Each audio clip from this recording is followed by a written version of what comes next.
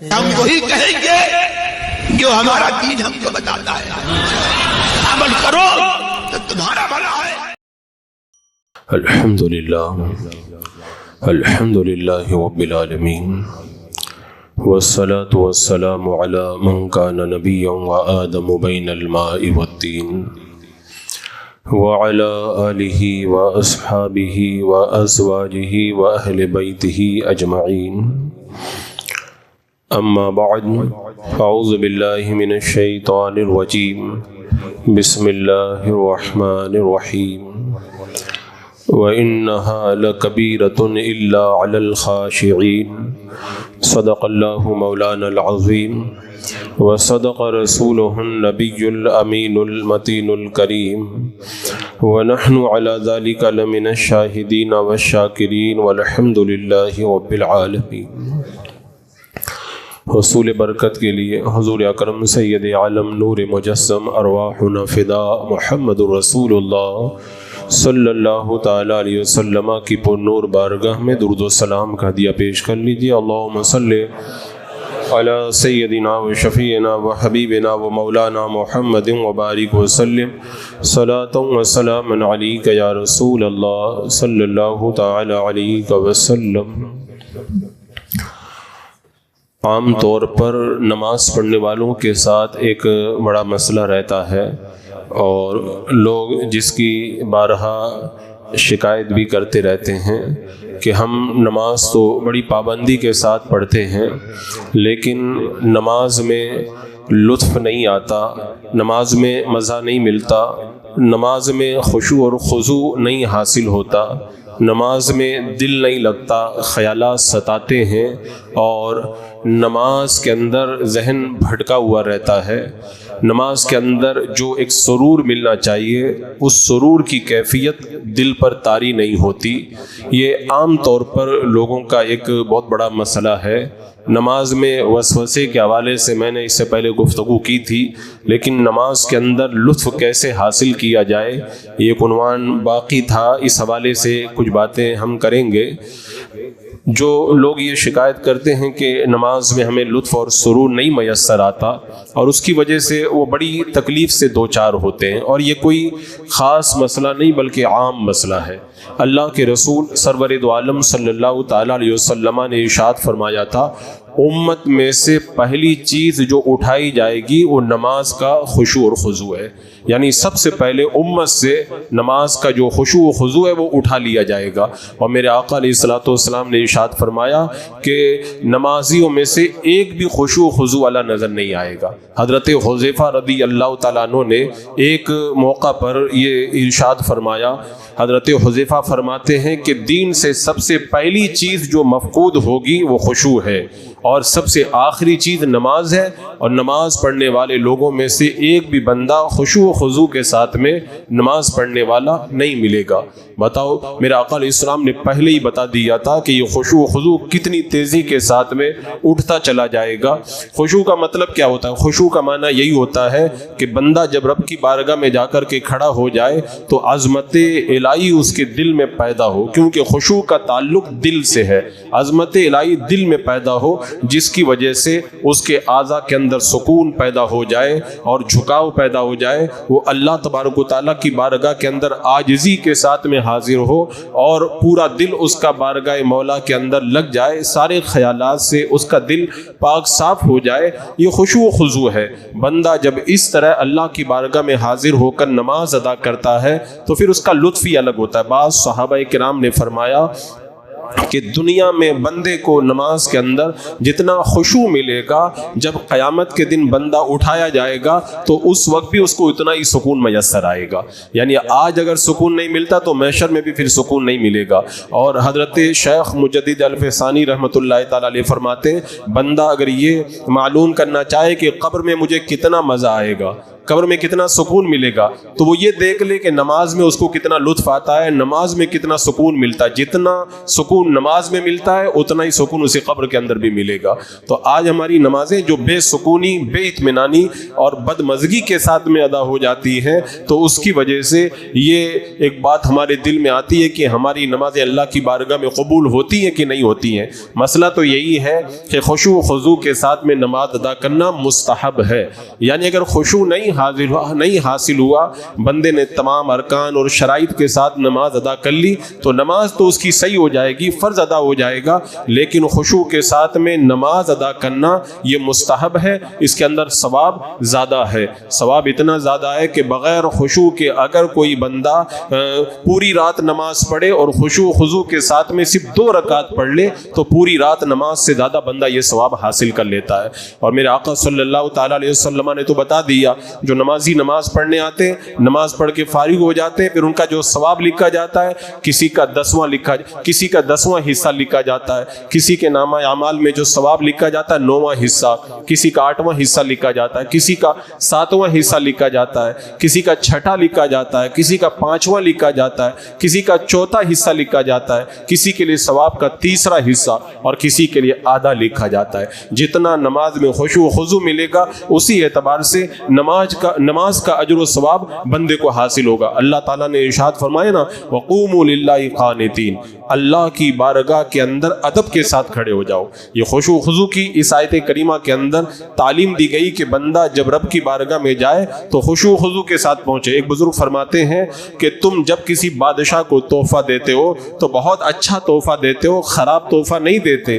تو پھر بادشاہ کو جب تحفہ دیتے وقت میں اتنا سوچتے ہو کہ تحفہ اچھا ہونا چاہیے، خراب نہیں ہونا چاہیے. تو تم جو نماز اللہ کی بارگاہ میں پیش کرتے ہو پھر اس کو اتنا بگاڑ کر کے کیوں پیش کرتے ہو؟ دنیا کے خیالات میں مگن ہو کر کے کیوں پیش کرتے ہو؟ اس کو بھی ایک دم ستھرا کر کے، پاکیزہ کر کے اللہ کی بارگاہ کے اندر پیش فرماؤ. حضرت عبداللہ بن مسعود رضی اللہ تعالیٰ عنہ ارشاد فرماتے ہیں، بندہ جب رب کی بارگاہ میں جا کر کے کھڑا ہوتا ہے رب کی رحمتیں اس کی طرف متوجہ ہو جاتی ہیں، لیکن بندہ جب تک اللہ کی بارگاہ میں متوجہ رہتا ہے رب کی رحمتیں اس کی طرف توجہ کرتی ہیں. اور جیسے ہی بندہ دنیا کے خیالات میں لگ جاتا ہے تو پھر اللہ کی رحمتیں بھی اس سے روگردانی کر لیتی ہیں اور اس کی رحمتیں اس سے دوسری طرف چلی جاتی ہیں. تو بندہ جب رب کی بارگاہ میں حاضر ہو، نماز ادا کرے، تو اس کی یہ تمنا ہوتی ہے کہ خشوع و خضوع کے ساتھ میں نماز ادا کروں. لیکن یہ ایک بہت بڑا لوگوں کا مسئلہ ہے کہ ہم چاہتے ہیں دل لگا کے نماز پڑھیں، خیالات سے پاک ہو کر کے نماز پڑھیں، اللہ کی رضا کے لیے پوری طرح جو ہے وہ ڈوب کر کے رحمت الہی کے تصور کے ساتھ میں نماز پڑھیں. لیکن ہم جب مسجد میں پہنچتے ہیں تو پھر پورے خیالات کا ہجوم امڑ آتا ہے اور نمازوں کے اندر جو لطف ملنا چاہیے وہ لطف نہیں مل پاتا. اس کی وجہ کیا ہے؟ اس کی وجہ کیا ہے اور اس کا علاج کیا ہے؟ اس کی وجہ کے حوالے سے تو میں اس سے پہلے وہ عرض کر چکا، جب شیطان اللہ تبارک و تعالیٰ کی بارگاہ سے مردود بنا کر کے نکالا گیا، اس نے کہا تھا کہ میں سیدھے راستے پہ جا کر کے بیٹھ جاؤں گا اور تیرے بندوں کو میں گمراہ کروں گا. پھر اس کے بعد میں شیطان نے کہا تھا ثم لآتینہم من بین ایدیہم ومن خلفہم وعن ایمانہم وعن شمائلہم، پھر ضرور میں ان کے آگے سے آؤں گا، پیچھے سے آؤں گا، دائیں سے آؤں گا اور بائیں سے آؤں گا. یعنی شیطان نے اللہ کی بارگاہ میں یہ کہا تھا. اور آج بندہ جب رب کی بارگاہ میں نماز کے لیے آتا ہے شیطان جل بھن جاتا ہے اور پھر وہ آ جاتا ہے دائیں سے، بائیں سے، آگے سے، پیچھے سے، ہر طرح سے بندے کو وہ وسوسوں میں اور فضول خیالات میں لگا کر اس کی نماز کو ضائع کرنے کی کوشش کے اندر لگ جاتا ہے. حضرت عثمان بن ابو العاص رضی اللہ تعالیٰ عنہ میرے آقا علیہ السلام کی بارگاہ میں آئے، کہا یا رسول اللہ میں نماز پڑھتا ہوں، شیطان میرے اور میری نماز کے بیچ میں آ جاتا ہے اور میں پھر بھول جاتا ہوں، مجھے پتہ ہی نہیں چلتا ہے کہ میں نے کیا پڑھا. اللہ کے رسول صلی اللہ تعالیٰ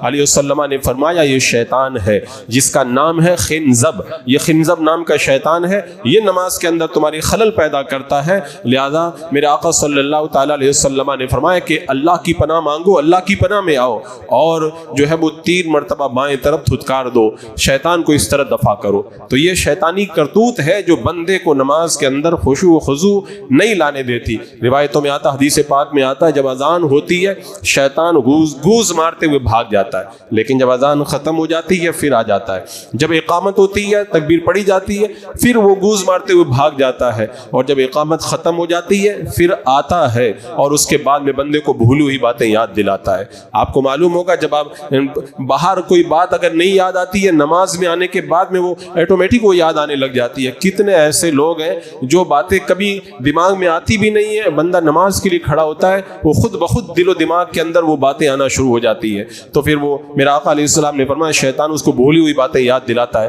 اس کو یاد کر، اس کو یاد کر، اور پھر وہ یاد کرتے کرتے ایسا ہوتا ہے وہ سب بھول جاتا ہے میں نے کتنی رکعتیں پڑھی تھی اور کتنی رکعتیں میری ہوئی ہیں، اور شیطان اپنے مقصد کے اندر کامیاب ہو جاتا ہے۔ حضرت امام اعظم ابو حنیفہ رضی اللہ تعالیٰ عنہ کی بارگاہ میں ایک بندہ آیا، آ کر کے کہنے لگا کہ حضور میں نے مال زمین کے اندر دفن کیا تھا اور میں اب بھول گیا ہوں، مجھے نہیں معلوم ہو رہا ہے میں نے مال کہاں پہ دفن کیا تھا، حضور کچھ بتا دیجئے۔ حضرت امام اعظم ابو حنیفہ رضی اللہ تعالیٰ عنہ نے فرمایا جاؤ آج پوری رات نماز پڑھنا، پوری رات نماز پڑھنا، تمہیں تمہارا خزانہ مل جائے گا۔ اب وہ بندہ گیا، گھر پہ نماز کی اس نے نیت کی، ابھی 2 ہی رکعت پڑھنے لگا تھا، پہلی رکعت کے اندر اس کو معلوم ہو گیا، یاد آ گیا کہ میں نے پیسہ کہاں پہ رکھا تھا، سلام پھیرا، پیسہ نکالا اور سو گیا۔ فجر میں امام اعظم کی بارگاہ میں جا کے کہتا حضرت آپ نے بڑا اچھا وظیفہ بتایا تھا، مجھے پوری رات نماز بھی نہیں پڑھنا پڑا، پہلی رکعت میں مجھ کو یاد آ گیا۔ امام اعظم نے فرمایا تو نے پھر بعد میں پوری رات نماز نہیں پڑھی؟ کہا نہیں پڑھی۔ کہا نادان، تو جب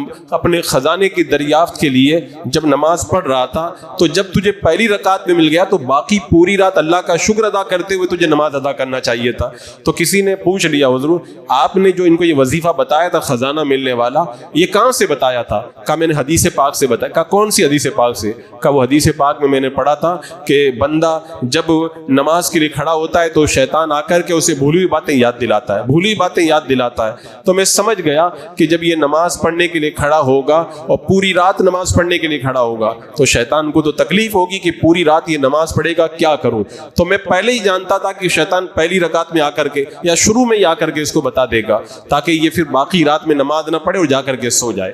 تو شیطان بندے کو نماز کی حالت کے اندر وسوسوں میں، خیالات میں، فضول کاموں کے اندر، لغو حرکتوں کے اندر لگا دیتا ہے تاکہ بندہ خشوع و خضوع کے ساتھ نماز نہ ادا کر سکے اور اللہ کی رضا نہ پا سکے۔ اب یہاں پہ سوال یہ ہے کہ جب ہمیں نماز میں خشوع و خضوع نہیں ملتا تو ہم کیسے خشوع و خضوع حاصل کریں تاکہ ہماری نمازیں اچھی ہو جائیں۔ اب اس کے اندر ایک ٹاپک تو مکمل الگ ہے کہ نماز میں وسوسوں سے کیسے بچا جائے، انشاءاللہ اس حوالے سے پھر کبھی گفتگو کی جائے گی۔ آج میں وہ کچھ چیزیں آپ کے سامنے رکھوں جن پر عمل کرنے کے بعد میں بندے کو نماز میں جو ہے وہ خشوع و خضوع حاصل ہو۔ اعلیٰ حضرت امام اہل سنت رضی اللہ تعالیٰ عنہ نے فرمایا کہ نماز کا نور کیا ہے، نماز کا نور کیا ہے؟ فرماتے ہیں نماز کا نور اور نماز کا کمال یہ خشوع و خضوع ہے، فہم و تدبر ہے۔ بندہ جب فہم و تدبر اور خشوع و خضوع کے ساتھ نماز پڑھتا ہے تو نماز کا نور اور نماز کا کمال اس کو حاصل ہوتا ہے۔ اور بزرگوں نے فرمایا کہ خشوع و خضوع کا مطلب یہ ہے کہ بندہ جب نماز پڑھے تو اس کو یہ بھی نہ پتا ہو کہ میرے دائیں طرف کون ہے اور بائیں طرف کون ہے، یہ خشوع و خضوع ہوا کرتا ہے۔ تو اس کو حاصل کرنے کے لیے بندہ کیا کرے؟ تو اس کے لیے کئی چیزیں ہمارے علماء کرام نے بیان فرمائی ہے، ان میں سے سب سے پہلی اور ضروری چیز یہ ہے کہ بندہ گناہوں سے پرہیز کرے، کیونکہ خشوع و خضوع کا تعلق دل سے ہے۔ دل کی حکومت پورے بدن پر ہے، جب دل بگڑتا ہے تو پھر آنکھیں بگڑتی، کان بگڑتے، ہاتھ بگڑتے، سارے اعضاء بگڑتے، دماغ بگڑتا۔ تو بندہ جب گناہ کرتا ہے تو دل سیاہ ہو جاتا ہے۔ حضرت عبداللہ ابن مسعود رضی اللہ تعالیٰ عنہ فرماتے 3 جگہ پر اپنے دل کو تلاش کرو۔ فرماتے پہلی جگہ جب قرآن پڑھو تو دل کو تلاش کرو، ذکر کی محفلوں میں دل کو تلاش کرو، اور اس کے بعد میں آپ نے فرمایا کہ ذکر کرتے وقت میں اپنے دل کو تلاش کرو۔ اگر ان تینوں جگہوں میں تمہیں دل نہ ملے تو سمجھ جاؤ کہ تمہارا دل گم ہو گیا ہے، تمہارا دل مردہ ہو گیا ہے۔ ایک بزرگ فرماتے ہیں قرآن پڑھتے وقت میں، نماز پڑھتے وقت میں اور ذکر پڑھتے وقت، ان 3 وقتوں میں اگر دل نہ لگے تو سمجھ جاؤ دل تمہارا مر گیا ہے۔ اور جب دل مر جائے تو نماز میں دل کیسے لگے گا، خشوع و خضوع کیسے ملے گا؟ تو پہلا کام یہ کریں، نماز کا سکون اور نماز کا سرور اور خشوع و خضوع چاہتے ہیں تو گناہوں سے اپنے آپ کو بچائیں، توبہ استغفار کریں، دل کو ستھرا کریں، نماز کے اندر پھر آپ کو اطمینان حاصل ہوگا۔ یہ پہلا کام ہے۔ اور دوسری بات آج سب سے زیادہ جو نمازوں کے اندر ذہن بھٹکتا ہے اس کی وجہ ہے بد نظری، کیونکہ فرمایا گیا کہ بندہ جب کسی غیر محرم پہ نظر پڑ جائے، اس کے محاسن سے اپنی آنکھوں کو بند کر لے، تو اللہ تبارک و تعالیٰ اس کے دل میں لذت اور حلاوت پیدا کرتا ہے، اسے نماز اور عبادت کے اندر بڑا لطف محسوس ہوتا ہے۔ لیکن آج ہماری نظریں جو ہے آوارہ ہو گئی، خاص طور سے موبائل وغیرہ، ان چیزوں کی وجہ سے بندہ کیا کیا دیکھتا رہتا ہے، اور جب یہ چیزیں بندے کی آنکھوں میں بس جائیں، پھر وہ لاکھ جو ہے وہ کوشش کر ڈالے، نماز میں دل نہیں لگے گا، عبادتوں میں طاعتوں میں اسے لطف اور سرور مل ہی نہیں سکتا ہے۔ اگر آپ چاہتے ہیں نماز میں مزہ آئے تو یہ دوسرا اور ضروری کام آپ کو کرنا ہوگا، اپنی نگاہوں کو محفوظ کر لیں۔ نگاہوں کو گندی چیزوں سے، عورتوں کو دیکھنے سے، تصویروں کو دیکھنے سے، ویڈیو کو دیکھنے سے، ہر طرح کی ناجائز اور حرام چیزوں کو دیکھنے سے آنکھوں کو بند کر لیں۔ اگر چند دن تک یہ وظیفہ آپ نے کر لیا تو پھر ساری شکایتیں خود بخود دور ہو جائیں گی، نماز کے اندر آپ کو بڑا لطف اور بڑا مزہ ملنے لگ جائے گا۔ یہ دوسرا اور ضروری کام۔ پھر اس کے بعد میں تیسرا کام یہ کریں، اپنے خیالات کو جو ہے وہ یکسو کریں۔ ایک بزرگ کی بارگاہ میں کوئی بندہ گیا تھا، کہنے لگا حضور میرا نماز میں دل نہیں لگتا، خیالات بہت آتے ہیں۔ فرمایا درخت کو کاٹ دو۔ کا بات سمجھ میں نہیں آتی، درخت کو کاٹنے کا مطلب کیا ہے؟ کہا کہ اگر درخت پہ چڑیاں چہچہاتی ہیں اور تمہیں ڈسٹرب کرتی ہیں، تم چڑیوں کو اڑا دو گے، پھر آ کے بیٹھ جائیں گی، پھر اڑا دو گے، پھر آ کر کے بیٹھ جائیں گی۔ راستہ کیا ہے؟ تم درخت ہی کو کاٹ دو، تاکہ نہ درخت رہے گا، نہ چڑیاں رہیں گی، نہ تمہیں کوئی ڈسٹرب کرے گا۔ کا بس یہی نماز کا بھی حال ہے کہ جب تم طرح طرح کے خیالات اپنے دماغ میں پال کر کے رکھو گے تو تم کتنا بھی کوشش کرو گے، جب تک وہ خیالات کا درخت لگا ہے خیالات تو آتے ہی رہیں گے۔ تو سب سے اچھا یہ نماز سے پہلے ہی اپنے دماغ کو خیالات سے پاک کر لو۔ اور لوگ کیا کرتے ہیں، نماز میں آ جاتے ہیں پھر سوچتے ہیں کہ اطمینان ملے۔ ایسا نہیں ہوتا، نماز کا وقت ہونے سے کافی دیر پہلے دماغ کو یکسو کرنا ہوگا، کیونکہ ایسا تھوڑی ہوتا ہے کہ آپ آئے اور فوراً دماغ آپ کا بالکل ٹھیک ہو جائے۔ وہ تو ایک طرح کا دھواں ہے، دھوئیں کو چھڑتے وقت لگتا ہے، اور جب تک وقت لگے گا آپ کی نماز ہو جائے گی، آپ گھر پہ چلے جائیں گے۔ تو نماز سے 10 15 20 25 منٹ، آدھا گھنٹہ پہلے ہی اپنے دماغ کو ہر طرح کے فضول باتوں سے پاک کرنا شروع کر دیں۔ اس کا ایک اچھا راستہ یہ ہے، اذان سے پہلے ہی یا اذان ہوتے ہی فوراً مسجد میں آ جائیں اور پھر ذکر کریں، تسبیح پڑھیں، درود پاک پڑھیں، استغفار پڑھیں۔ تو اس طرح جو آپ کے دماغ پہ غبار ہے، جو میل ہے، جو خیالات کی چڑیاں چہچہا رہی ہیں، وہ سب چھڑ جائیں گی۔ پھر اس کے بعد میں جب آپ نماز کے لیے کھڑے ہوں گے تو فوراً آپ کا ذہن حاضر ہو جائے گا اور نماز کے اندر اطمینان اور سکون میسر آنے لگ جائے گا۔ تو یہ تیسرا ضروری کام، اپنے خیالات سے اپنے دماغ کو پاک کرنا۔ اس کے بعد میں جو چوتھی چیز ہے جس کی وجہ سے خشوع و خضوع نہیں مل پاتا ہے، وہ ہے آج لوگوں کی طہارت کے اندر بڑی کمیاں ہیں۔ یہ خود ایک الگ مکمل عنوان ہے۔ بہت سارے لوگ استنجا کرنے جاتے ہیں، استنجا کیا، پانی لیا اور اٹھ کر کے چلے آئے، انہیں تو پتہ بھی نہیں رہتا ہے ہم استنجا کر کے جب اٹھ کر کے آ گئے اور پھر بعد میں بھی پیشاب کا کوئی قطرہ نکلا کہ نہیں نکلا، وہ احساس نہیں ہو پاتا۔ یا جو پانی استنجا کی جگہ میں لگا رہ جاتا ہے، اس کے ساتھ پیشاب کا کوئی قطرہ بھی مل جاتا ہے اور پھر کپڑوں پہ لگتا ہے۔ پھر طہارت جب نہیں ملے گی تو نماز میں کبھی بھی جو ہے وہ سکون نہیں ملے گا۔ طہارت میں کمی کی وجہ سے سب سے زیادہ وسوسے آتے ہیں، سب سے زیادہ وسوسے آتے ہیں۔ تو آپ کو اس کا، اسی لیے میں نے بہت سارے بزرگوں کے بارے میں سنا، وہ اپنی جیب کے اندر کپڑے کا ٹکڑا رکھا کرتے تھے، جب استنجا سے فارغ ہو جاتے تو پانی لینے کے بعد میں وہ اس جگہ کو کپڑے سے پوری طرح پانی کو صاف کر دیتے تھے تاکہ کپڑا ہمارا ایک دم صاف رہے۔ اور کتنے لوگوں کو تو میں نے بزرگوں کو یہاں تک سنا وہ نماز کا کپڑا ہی الگ رکھا کرتے تھے۔ آپ خود اب اس کا اندازہ لگا لیں، آپ کو نماز میں مزہ نہیں ملتا، لیکن کبھی آپ نہا کر کے اور ایک دم صاف کپڑے پہن کے ڈائریکٹ نماز میں آتے ہیں تو آپ کو کچھ ایک الگ کیفیت لگتی ہے نماز کی۔ تو یہ طہارت میں کمی کی وجہ سے نماز کے اندر خیالات بہت زیادہ بھٹکتے ہیں، تو طہارت کا بڑا اچھا اہتمام ہونا چاہیے۔ اسی طرح طہارت میں جو وضو کے اندر لوگوں کی اتنی کمیاں ہیں، وضو اگر پورا آپ کا نہیں ہے، آپ جی لگا دیں پورا، نماز میں آپ کو کبھی بھی مزہ نہیں ملے گا۔ کتنے لوگ ہیں وضو بناتے ہیں تو چہرہ صحیح طریقے سے نہیں دھل پاتے، وہ جو ہے وہ چہرے پر پانی ڈالتے ہیں، پیشانی پہ پانی نہیں ڈالتے۔ کتنے لوگ غسل کرتے ہیں، غرغرہ اور ناک پہ پانی ڈالنا، ان فرائض کو صحیح طریقے سے نہیں ادا کرتے۔ وہ طہارت کا پورا ایک الگ عنوان ہے، انشاءاللہ کبھی اس حوالے سے گفتگو ہوگی، اور کئی مرتبہ میں گفتگو کر بھی چکا۔ تو طہارت اگر آپ صحیح کر لیں گے تو انشاءاللہ آپ کو نماز کے اندر وسوسوں کی جو بیماری ہے وہ کافی حد تک دور ہو جائے گی۔ اب اس کے بعد میں میں جب طہارت مکمل کر کے رب کی بارگاہ میں آپ آئیں.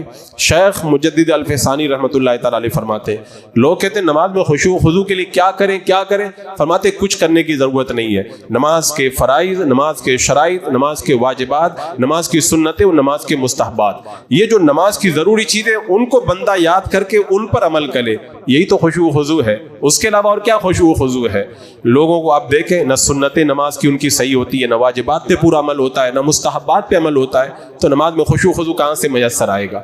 جب آپ ہاتھ اٹھا رہے ہیں تو آپ کے ہاتھ قبلہ کی طرف رہنے چاہیے. کتنے لوگوں کے ہاتھ ٹیڑھے میڑھے رہتے ہیں، بالکل اس کی جو ہتھیلیوں کا جو رخ ہے قبلہ کی طرف رہنا چاہیے. انگلیاں نہ ملی ہوئی ہونی چاہیے نہ کھلی ہوئی ہونی چاہیے، اپنی اصلی حالت پہ ہونی چاہیے. اور جب نماز جو ہے وہ ناف کے نیچے ہاتھ باندھ لیتے ہیں تو 3 انگلیاں تو جو ہے وہ کلائی کے اوپر، انگوٹھا اور چھنگلی یہ دائیں بائیں ہونا چاہیے. رکوع میں آپ جا رہے ہیں آپ کی انگلیاں بالکل کھلی ہونا چاہیے، سجدے میں انگلیاں ملی ہوئی ہونا چاہیے، اور جب اتحیات میں بیٹھتے ہیں تو انگلیاں اصلی حالت پہ ہونا چاہیے. کتنے لوگ ان کا خیال نہیں کرتے. آپ قیام کی حالت میں آپ کی نظر سجدے کی جگہ میں ہونا چاہیے، اور جب آپ رکوع میں جائیں تو نظر آپ کی قدموں پہ ہونا چاہیے، سجدے میں ناک پہ رہنا چاہیے، اتحیات میں بیٹھے تو گود میں نظر رہنا چاہیے، سلام پھیرے تو دائیں بائیں شانے اور کندھے پہ نظر رہنا چاہیے. نظریں لوگوں کی ادھر ادھر رہتی ہیں، نماز میں سرور کہاں سے ملے گا؟ اسی طرح وہ پورا مکمل نماز کے فرائض و واجبات کا پورا جو ایک ٹاپک ہے اس کی طرف لوگوں کو توجہ دینا چاہیے تاکہ جو یہ کمیاں وہ دور ہو جائیں. کیسے جو ہے وہ رکوع میں جائے تو اس کی پیٹھ سیدھی رہے، سر اوپر نیچے نہ رہے، اور پھر سجدے کی کیفیت کس طرح ہو. ان چیزوں کا خیال رکھیں گے تو انشاءاللہ نماز کے اندر خشوع و خضوع حاصل ہوگا. اس کے بعد میں اگر یہ تمام چیزیں کر لی پھر بھی نہیں مل رہا خشوع و خضوع، تو اللہ کے رسول علیہ الصلوۃ والسلام نے ارشاد فرمایا تم نماز عبادت اللہ کی اس طرح کرو کہ گویا کہ تم خدا کو دیکھ رہے ہو. اور اگر تمہیں یہ کیفیت نہیں حاصل ہوتی تو یہ یقین کرو کہ اللہ تمہیں دیکھ رہا ہے. آپ کھڑے ہوئے اللہ اکبر کا، اللہ دیکھ رہا ہے. آپ رکوع کے اندر گئے، اللہ دیکھ رہا ہے. اور پھر سجدے میں گئے، میں جو ہے وہ اللہ تبارک و تعالیٰ دیکھ رہا ہے. تحیات میں بیٹھ گئے، سلام، ہر جگہ آپ بار بار یہی جب تصور کریں گے تو پھر آپ کے خیالات کیسے بھڑکیں گے. اور اسی لیے بندہ جب یہ مرتبہ احسان پہ فائز ہو جاتا ہے، یہ تصور کرنے لگ جاتا ہے. جیسے آپ رمضان میں دیکھیں اللہ دیکھ رہا ہے تو آپ نے روزہ رکھ لیا، کھاتے نہیں پیتے نہیں، چاہے کتنا بھی اچھا کھانا آ جائے، کتنا بھی اچھا پانی آ جائے. تو اگر وہی کیفیت آپ نماز میں بھی طاری کریں کہ اللہ دیکھ رہا ہے تو پھر بندہ خیالات بھٹکنے سے بچ جائے گا اور نماز میں سرور اور سکون اطمینان ملے گا. یہ ایک ضروری چیز ہے نماز کے اندر خشوع و خضوع حاصل کرنے کے لیے. پھر اس کے بعد میں ایک چیز ہے اطمینان. بہت سارے لوگ نماز ایسے پڑھتے ہیں جیسے لگتا ہے کہ ان کی کوئی گاڑی چھوٹ رہی ہے یا فلائٹ کا وقت ہو گیا اور ان کو جلدی یہاں سے بھاگنا ہے. اطمینان جب تک نہیں ملے گا تب تک نماز کے اندر خشوع و خضوع نہیں حاصل ہوگا. رکوع کے اندر جانے کے بعد میں اطمینان سے تسبیح ختم کر کے اٹھنا، اور پھر رکوع سے اٹھ کے پورا ایک مرتبہ سبحان اللہ کی مقدار کھڑے رہنا. اسی طرح سجدے میں اطمینان سے تسبیح پڑھ کے تسبیح ختم کر کے پھر اٹھنا، اور پھر بیٹھے تو ایک مرتبہ سبحان اللہ کی مقدار پوری طرح سیدھا ہو کے بیٹھ جانا. اگر یہ صحیح نہ ہو تو نماز واجب الادا ہو جائے گی، نماز مکروہ تحریمی ہو جائے گی. تو اس کا بھی بہت سارے لوگ خیال نہیں رکھتے. تو نماز کے اندر جب اطمینان ہوتا، اللہ کے رسول علیہ السلام نے فرمایا سب سے برا چور نماز کا چور ہے. صحابہ نے پوچھا یا رسول اللہ نماز کی چوری کیسے ہوتی ہے؟ میرا آقا علیہ السلام نے فرمایا رکوع اور سجدے کو مکمل نہ کرنا، یہ نماز کی چوری ہے. جب آپ نماز کی چوری کریں گے تو نماز میں آپ کو اطمینان اور سکون کیسے ملے گا؟ اور پھر اس کے بعد میں خشوع و خضوع کے لیے بندہ یہ تصور کرے کہ میں اللہ سے باتیں کر رہا ہوں. کیونکہ حدیث پاک میں آتا ہے بندہ جب نماز پڑھتا ہے تو اللہ سے مناجات کرتا ہے، اللہ سے مناجات کرتا ہے. اور جب اللہ کی رحمتیں اس کی طرف مائل ہوتی ہیں، جب تک وہ اللہ کی رحمتوں کی طرف مائل رہتا ہے رحمتیں مائل رہتی ہیں، لیکن اگر وہ دنیا میں لگ جائے تو رحمتیں اس سے منہ موڑ لیا کرتی ہے. حدیث پاک میں آتا ہے بندہ جب نماز کے لیے کھڑا ہوتا ہے جب وہ تو اللہ تبارک و تعالیٰ فرماتا ہے یہ میرے اور بندے کے درمیان نصف نصف ہے، آدھی آدھی. اور پھر جب بندہ کہتا ہے الحمدللہ رب العالمین، رب فرماتا بندے نے میری تعریف کی. پھر کہتا الرحمن الرحیم، اللہ تعالیٰ فرماتا بندے نے میری ثنا کی. پھر بندہ کہتا مالک یوم الدین، اللہ تبارک و تعالیٰ فرماتا بندے نے میری بزرگی کو بیان کیا. اور پھر بندہ جب کہتا ہے مالک یوم الدین کے بعد میں ایاک نعبد و ایاک نستعین، اللہ تعالیٰ فرماتا ہے میرے اور بندے کے درمیان ہے، وہ جو مانگے گا اس کو میں عطا کروں گا. اور پھر جب کہتا ہے اہدنا الصراط المستقیم صراط الذین انعمت علیہم غیر المغضوب علیہم ولا الضالین، تو رب فرماتا ہے یہ بھی میرے اور بندے کے درمیان ہے. بندے کے لیے وہ وہ ہے جو بندے نے مجھ سے مانگا ہے. تو بندہ ایک ایک آیت پڑھ رہا ہے, اللہ کی رحمتیں اس کی طرف متوجہ ہو رہی ہیں. اب وہ پڑھتے پڑھتے کہیں اور چلا گیا, اگر کھڑا نماز میں ہے اور پڑھا دکان پہ ہے تو پھر کیسے پھر وہ اللہ کی رحمتیں اس کی طرف متوجہ ہوں گی؟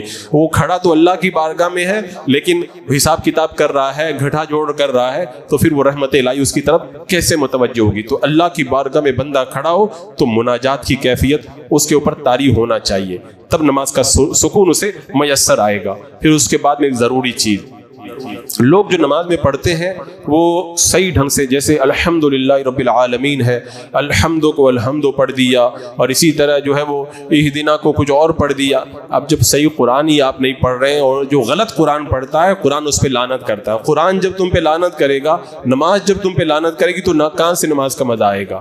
تو ایک کام یہ ضرور کریں, نماز میں سکون اور اطمینان حاصل کرنے کے لیے جو چیزیں نماز میں پڑھی جاتی ہے, کسی اچھے قاری قرآن سے ان تمام چیزوں کو صحیح تلفظ کے ساتھ میں ادا کرنا سیکھ لیں.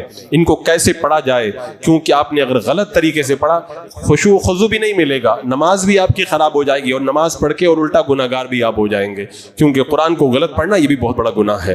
تو یہ ایک بڑی اہم چیز ہے. اچھا, کچھ لوگ بہت جلدی سب پڑھتے ہیں, نماز میں اطمینان ہونا چاہیے. ایک ایک آیت کے اندر ٹھہر کر کے اطمینان اور سکون کے ساتھ جب ادا کیا جائے گا, تب نماز کا سکون اور نماز کا اطمینان بندے کو میسر آئے گا. یہ بھی ایک بڑی ضروری اور اہم چیز ہے. پھر ایک کام یہ بھی بندہ کرے, کیونکہ اب سب عالم تو ہوتے نہیں ہیں, نماز میں جو پڑھ رہا ہے اس کا مطلب کسی کو معلوم نہیں ہوتا. اگر آپ چاہتے ہیں کہ میں خوب اطمینان نماز میں اور خوب خشوع و خضوع حاصل کروں, تو نماز میں جو صورتیں, جو دعائیں آپ پڑھتے ہیں, جو تسبیحات پڑھتے ہیں, ان کا ترجمہ کسی سنی عالم یا سنی عالم کی کتاب سے آپ یاد کر لیں. پھر آپ پڑھیں گے تو آپ کی توجہ رہے گی, الحمدللہ رب العالمین میں پڑھ رہا ہوں, میں کیا کر رہا ہوں, اللہ کی تعریف کیسے کر رہا ہوں, میں کیا جو ہے وہ اللہ کی بارگاہ کے اندر میں نذرانے پیش کر رہا ہوں. بندہ جب یہ پورا تصور کر کے نماز پڑھے گا, معنی سمجھ کے پڑھے گا, تو اس کے خیالات پھر بھٹکیں گے نہیں, نماز میں اسے اطمینان اور سکون میسر آئے گا. اور ایک بڑی چیز اور ہے نماز میں خشوع و خضوع حاصل کرنے کے لیے, خشوع و خضوع کے جو فائدے ہیں ان فائدوں کو پڑھے اور سنا کرے علماء سے. جیسے مثال کے طور پر اللہ تعالیٰ قرآن مقدس میں ارشاد فرماتا, وقوموا للہ قانتین, اللہ کی بارگاہ میں ادب کے ساتھ کھڑے ہو جاؤ. اللہ نے بادب کھڑے ہونے کا حکم دیا. اب ایسا نہیں کہ بندہ کبھی یہاں کھجلا رہا ہے, کبھی وہاں کھجلا رہا ہے, کبھی ادھر ہل رہا ہے. ایک صاحب کو میرے آقا علیہ السلام نے دیکھا نماز میں داڑھی سے کھیل رہے تھے. میرے آقا علیہ السلام نے فرمایا اگر اس کے دل میں خشوع و خضوع ہوتا تو یہ نماز کے اندر داڑھی سے نہیں کھیلتا. تو جب اللہ کی بارگاہ میں بندہ کھڑا ہو تو پورے ادب کے ساتھ کھڑا ہو. اللہ قرآن پاک میں ارشاد فرماتا, قد افلح المؤمنون الذین هم فی صلاتهم خاشعون, کامیاب ہو گئے وہ مومن جو نماز میں خشوع و خضوع کرتے ہیں. اللہ نے کامیابی کی بشارت عطا فرمائی ہے. بغیر خشوع پڑھو گے تو یہ کامیابی نہیں ملے گی. اور پھر پوری آیتیں الذین هم فی قد افلح المؤمنون الذین هم, اللہ تبارک و تعالیٰ نے جو فرمایا نا کہ جو بندہ نماز کے اندر خشوع و خضوع کرتا ہے, اللہ تبارک و تعالیٰ اسے کامیابی عطا فرماتا ہے. اور ان تمام صفات کو بیان کر کے آخر میں رب نے فرمایا کہ الذین یرثون الفردوس هم فیہا خالدون, ان لوگوں کو اللہ تعالیٰ جنت الفردوس کی وراثت عطا فرمائے گا. یعنی جو یہ تمام کام کریں گے, زکوٰۃ دیں گے, اپنی شرمگاہ کی حفاظت کریں گے, نماز میں خشوع و خضوع رکھیں گے, اللہ انہیں وراثت میں جنت الفردوس عطا فرمائے گا. اور ایک جگہ اللہ تعالیٰ نے فرمایا وَإِنَّهَا لَكَبِيرَةٌ إِلَّا عَلَى الْخَاشِعِينَ, نماز بہت بھاری ہے لیکن خشوع و خضوع والوں پر. یعنی نماز پڑھنا بہت بھاری ہے, بار بار تقریر کرو پھر بھی بندہ نہیں پڑھتا, لیکن اللہ نے فرمایا جو خشوع و خضوع والے ہیں ان پر نماز بڑی ہلکی ہے. اتنی ہلکی ہے وہ پوری رات نماز پڑھ کے بھی کہتے ہیں اللہ رات اور لمبی ہوتی تو اور زیادہ مجھے نماز پڑھنے کا موقع مل جاتا. تو نماز کے اندر خشوع و خضوع کی جو فضیلت ہے اس کو پڑھے. اللہ کے رسول صلی اللہ تعالیٰ علیہ وسلم نے ارشاد فرمایا بندہ وضو بنائے اچھے طریقے سے, 2 رکعت نماز ادا کرے اور اپنے دل اور اپنے چہرے کے ساتھ اللہ کی بارگاہ میں متوجہ ہو جائے. چہرہ بھی خانہ کعبہ کی طرف ہے اور اس کا دل بھی خدا کی بارگاہ میں ہے, تو اللہ کے رسول علیہ الصلوۃ والسلام فرماتے ہیں اس کے لیے جنت واجب ہو جائے گی.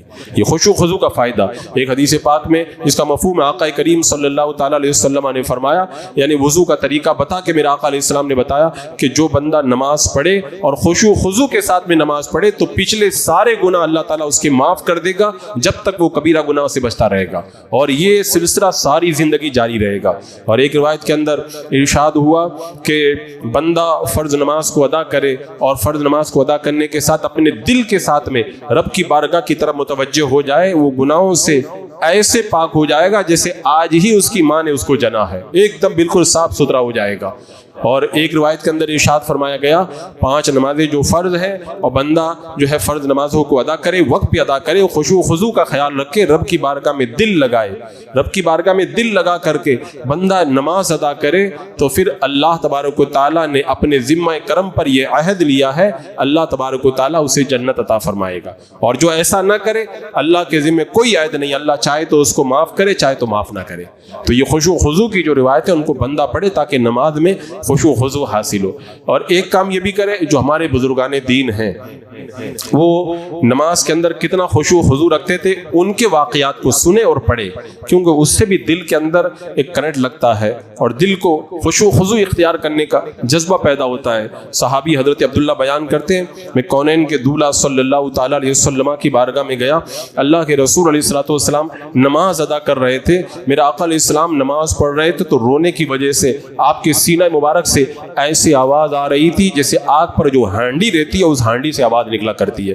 اور ایک روایت میں اللہ کے رسول علیہ السلام جب نماز پڑھتے تھے تو خشوع و خضوع کی وجہ سے دل سے ایسی آواز نکلتی تھی جیسے کوئی چکی چل رہی ہے۔ تو ان باتوں کو بندہ جب پڑھے گا، کونین کے دولہ صلی اللہ علیہ وسلم ایسے نماز ادا کر رہے ہیں، اور ہماری نمازوں کا کیا حال ہے۔ حضرت مولا علی رضی اللہ تعالیٰ عنہ جب نماز کا وقت آتا تھا چہرے کا رنگ بدل جاتا تھا، لوگ پوچھتے تھے حضور یہ چہرے کا رنگ کیوں بدل جاتا؟ فرماتے اس امانت کو اٹھانے کا وقت آ گیا جس کو اٹھانے سے آسمان زمین اور جو ہے وہ یہ چیزیں بھی سب کی سب ڈر گئی تھی، آسمان اور زمین بھی جس کو اٹھانے سے کانپ گئے تھے اور ڈر گئے تھے، اس امانت کو اٹھانے کا اب وقت آ چکا ہے۔ یہ خشوع و خضوع کی کیفیت ان پر ہوتی ہے۔ حضرت مسلم بن یسار رضی اللہ تعالیٰ عنہ نماز پڑھتے تھے، انہیں آس پاس کی کوئی خبر نہیں رہتی، آگ لگ گئی کچھ پتہ ہی نہیں چلا، جب نماز سے فارغ ہو گئے تب لوگوں نے بتایا حضور آپ کو بلایا آپ نے جواب نہیں دیا، کہا میں تو نماز میں تھا مجھے پتہ ہی نہیں چلا کہ کب آگ لگی اور کب تم نے آگ کو بجھا دیا۔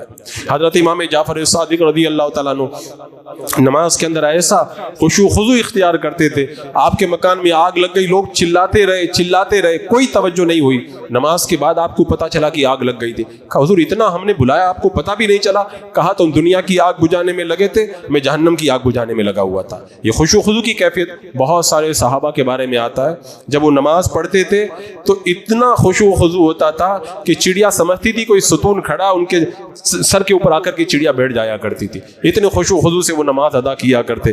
حضرت حاتم عاصم رضی اللہ تعالیٰ عنہ سے جب نماز کے بارے میں پوچھا گیا، کہا جب نماز کا وقت ہوتا اچھی طرح وضو بناتا ہوں اور پوری طرح سے میں اطمینان حاصل کرتا ہوں، اعضاء کو پرسکون کرتا ہوں، اور اس کے بعد میں جب رب کی بارگاہ میں جاتا ہوں خانہ کعبہ میرے بالکل سامنے ہوتا ہے، یہ تصور کرتا ہوں میرے قدم پل صراط کے اوپر ہیں، میرے دائیں طرف جنت ہے، بائیں طرف جہنم ہے اور پیچھے ملک الموت ہے، میں یہ تصور لے کر کے خوف اور امید کے ملے جلے جذبات کے اندر ڈوب کر کے نماز ادا کرتا ہوں۔ جب بندہ اور یہ سوچ کے نماز پڑھتا ہوں کہ یہ میری زندگی کی آخری نماز ہے۔ یہ نماز میں خشوع و خضوع کا ایک بڑا اہم طریقہ اللہ کے رسول علیہ السلام فرماتے ہیں نماز میں موت کو یاد کرو، کیونکہ بندہ جب نماز میں موت کو یاد کرے گا تو نماز خود بخود اچھی ہو جائے گی۔ اور ایک روایت میں اللہ کے رسول علیہ السلام نے فرمایا جب نماز پڑھو تو الوداعی نماز پڑھو، یعنی یہ میری زندگی کی آخری نماز ہے۔ اور پتہ بھی تھوڑی ہے بندہ کتنے لوگ زور پڑھ کے گئے تو عصر کے اندر نہیں آ پائے، انتقال ہو گیا، عصر پڑھ کے گئے مغرب پڑھنے کا موقع نہیں ملا، تو جو بھی نماز بندہ پڑھے الوداعی نماز پڑھے، یہ میری زندگی کی آخری نماز ہے۔ میں تو کہتا ہوں نماز نہیں، بندہ اللہ اوپر کے جب قیام میں رہے تو اس کو پتہ ہی نہیں رہتا کہ رکوع کر پائے گا کہ نہیں کر پائے گا، رکوع کر رہا ہے تو سجدہ کرنے کا موقع ملے گا کہ نہیں ملے گا، سجدے سے اگر سجدے میں سر رکھا ہے تو اٹھنے کا موقع ملے گا کہ نہیں ملے گا۔ تو بندہ ہر نماز کو الوداعی نماز سمجھ کر کے پڑھے تو نماز کے اندر خود بخود اسے اطمینان اور سکون حاصل ہوگا۔ تو یہ بزرگوں کے واقعات پڑھے تو اس سے بھی نماز میں حضور سرکار غوث پاک رضی اللہ تعالیٰ عنہ نماز پڑھ رہے ہیں، زہریلا سانپ آ گیا، اور زہریلا سانپ آنے کے بعد میں وہ آپ کی سجدے کی جگہ میں آ گیا، جب آپ اتحیات میں بیٹھے تو گود میں آ کے بیٹھ گیا اور پھر رینگ کر کے آپ کے گلے کے اندر لپٹ گیا، آرام سے نماز ادا کی اور سلام پھیرا، وہ نکل کر کے چلا گیا۔ سانپ آ جائے لیکن ان پہ کوئی اثر نہ۔ امام اعظم ابو حنیفہ رضی اللہ تعالیٰ عنہ نماز ادا کر رہے ہیں، چھت سے سانپ گرا، جتنے لوگ بیٹھے تھے سب بھاگ گئے، امام اعظم اطمینان کے ساتھ نماز پڑھتے رہے، آپ نے پوری سلام پھیر کر کے نماز کو مکمل کیا، سانپ کا ذرہ برابر بھی آپ کے دل میں ڈر نہ پیدا ہوا۔ یہ ایک کیفیت ہوتی ہے بندے کی خشوع و خضوع کی، ہمیں وہ کیفیت تو میسر نہیں ہے، لیکن کم سے کم عام حالات میں تو اللہ کی بارگاہ میں ہماری حضوری مکمل مکمل طور پر ہونا چاہیے، اور اس کے لیے پہلے دل میں جذبہ تو ہو کہ میں اللہ کی بارگاہ میں کھڑا ہوں تو خشوع و خضوع کے ساتھ نماز پڑھوں۔ حضرت عبداللہ ابن مبارک رضی اللہ تعالیٰ عنہ کہتے ہیں بچپن میں نے ایک عورت کو نماز پڑھتے دیکھا، آج تک مجھے ایسا نمازی نظر نہیں آیا۔ پوچھا گیا کیا دیکھا؟ کہا ایک عورت نماز پڑھ رہی تھی، نماز کے اندر اس کو بچھو نے 40 مرتبہ ڈنگ مارا، وہ ہلی تک نہیں۔ جب سلام پھیر لیا تو میں نے جا کے کہا کہ اماں آپ کو بچھو نے ڈنگ مارا، آپ نے اس کو ہٹایا تک نہیں؟ کہا بیٹا تم ابھی بچے ہو، تمہیں پتہ ہی نہیں ہے۔ کہا کیا بات؟ کہا کہ جب میں نماز پڑھ رہی تھی اللہ کے کام میں لگی تھی، اور جب بندہ اللہ کے کام میں لگ جائے تو اپنا کام نہیں کرنا چاہیے، اس لیے میں نے اس کو بالکل نہیں ہٹایا تھا۔ یہ کیفیت خشوع و خضوع کی کیفیت بندوں پہ جب طاری ہو جائے تو پھر دیکھو نماز کے اندر کتنا اطمینان ہو، کتنا سکون میسر آتا ہے۔ حضرت عروہ بن زبیر کو دیکھو، وضو کے اندر ایسا زخم ہو گیا، ہاتھ لگاؤ تو درد ہوتا تھا۔ جب نماز کے لیے کھڑے ہوئے لوگوں نے اس حصے کو کاٹ کے، بدن کا وہ حصہ کاٹ کے پھینک دیا، انہیں پتہ بھی نہیں چلا۔ سلام پھیرا، لوگوں نے کہا حضرت آپ کا زخم بہت زیادہ تھا، آپ ہاتھ بھی نہیں لگانے دیتے تھے، اتنا درد ہوتا تھا، آپ جب نماز میں تم نے کاٹ دیا۔ کہا مجھے تو نہیں پتا چلا تم نے کب کاٹ کے پھینک دیا۔ یہ کیفیت ہے نماز کی خشوع و خضوع کی۔ اللہ اپنے محبوبین کو یہ کیفیت نصیب فرماتا ہے، اور وہ تھے بھی تو ایسے کہ اگر نماز میں خشوع و خضوع میں کمی آ جائے نا تو ساری دنیا وہ لوگ قربان کر دیا کرتے تھے، ساری دنیا قربان کر۔ حضرت ابو طلحہ صحابی رسول ہیں، اپنے باغ میں جب نماز پڑھنے کے لیے کھڑے ہوئے، ایک چڑیا آئی باغ میں داخل ہو گئی، اب وہ نکلنے کے لیے راستہ ڈھونڈ رہی ہے، راستہ ہی نہیں مل رہا۔